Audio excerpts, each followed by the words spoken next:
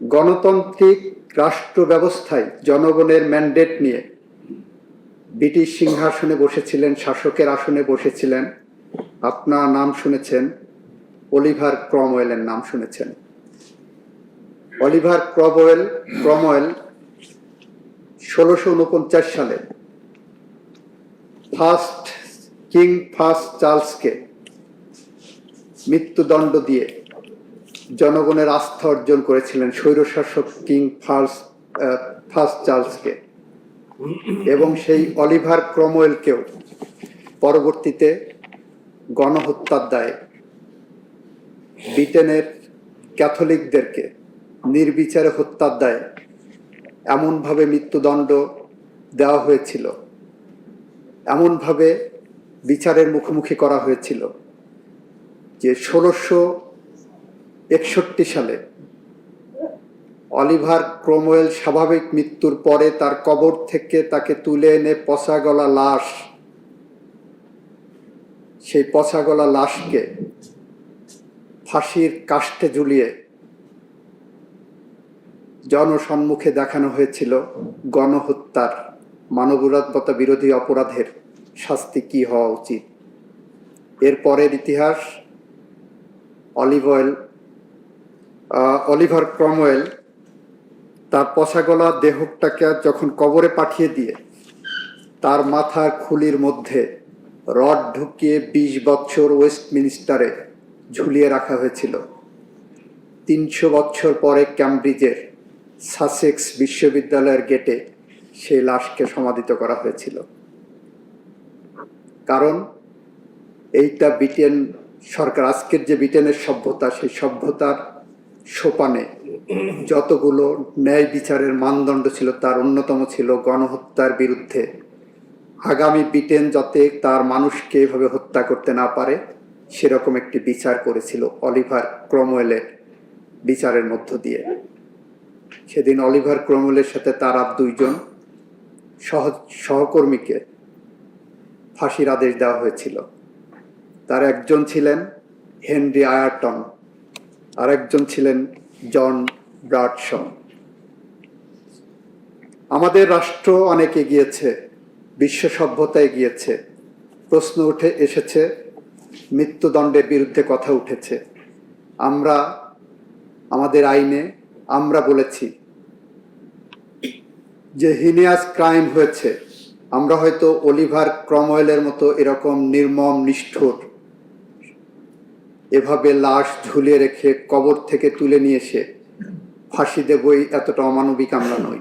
বিচার প্রতিষ্ঠা করতে যে এতগুলো মানুষের মৃত্যুর মধ্য দিয়ে যে বাংলাদেশ আমরা পেয়েছি, সেই বাংলাদেশ গড়ার জন্য, আগামী বাংলাদেশ গড়ার জন্য আমরা যদি সাক্ষ্য প্রমাণ উপস্থাপন করতে পারি, আপনারা ন্যায় বিচার করবেন। এবং রাষ্ট্রের পক্ষ থেকে আমরা সেটা সবসময় দাবি জানাবো ট্রাইব্যুনালের কাছে। আজকের এই ট্রাইব্যুনাল যে মামলার বিচার করতে বসেছেন, এই মামলার বিচার প্রক্রিয়ায় বিগত 17 বছরে বাংলাদেশের মাটিতে খুন, গুম, পলিটিক্যাল পারসিকিউশন একটা কালচার চালু হয়েছিল। আজকে রাস্তায় কথা ওঠে, চায়ের দোকানে কথা উঠেছে, কে কার চেয়ে বড় খুনি ছিলেন। 72 থেকে 75 পর্যন্ত আওয়ামী দুঃশাসন আমরা দেখেছি, যখন প্রায় 30,000 তরতাজা যুবকদেরকে হত্যা করা হয়েছিল একটি রাজনৈতিক মতাদর্শ প্রতিষ্ঠা করার জন্য। প্রশ্ন উঠেছে 72 থেকে 75-এর যে শাসক ছিলেন উনি বড় খুনি ছিলেন, নাকি 2009 থেকে 2024 পর্যন্ত যিনি শাসক ছিলেন উনি বড় খুনি ছিলেন।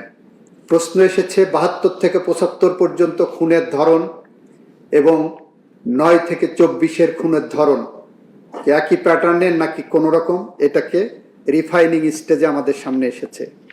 এগুলো সবই অসুস্থ বিতর্কের একটি জায়গা।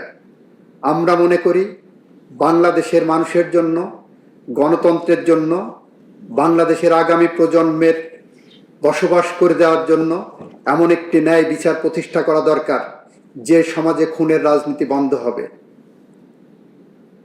গত 24 বছরে মুক্তিযুদ্ধের চেতনার নামে যে রাজনীতি করা হয়েছে, সেখানে বলা হয়েছে, আর একটা ধারণা দেওয়া হয়েছে মুক্তিযুদ্ধের চেতনা মানে খুন, মুক্তিযুদ্ধের চেতনা মানে ক্ষমতায় টিকে থাকার জন্য গুম করা, মুক্তিযুদ্ধের চেতনা মানে দিনের ভোট রাতে করা, মুক্তিযুদ্ধের চেতনা মানে চাঁদাবাজি করা, মুক্তিযুদ্ধের চেতনা মানে লুটেরাদের প্রতিষ্ঠা করা, মুক্তিযুদ্ধের চেতনা মানে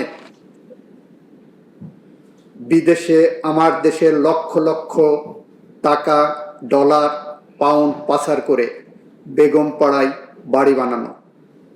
এমন একটি সমাজ ব্যবস্থার মধ্য দিয়ে একটি বৈষম্যহীন সমাজ প্রতিষ্ঠার জন্য জুলাই বিপ্লবের সময় যে আন্দোলনের সূচনা হয়েছিল, শান্তিপূর্ণ আন্দোলন ছিল।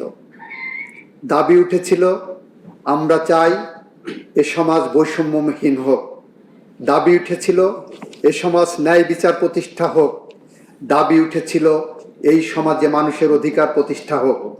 দাবি উঠেছিল, এই সমাজে গণতন্ত্র প্রতিষ্ঠিত হোক।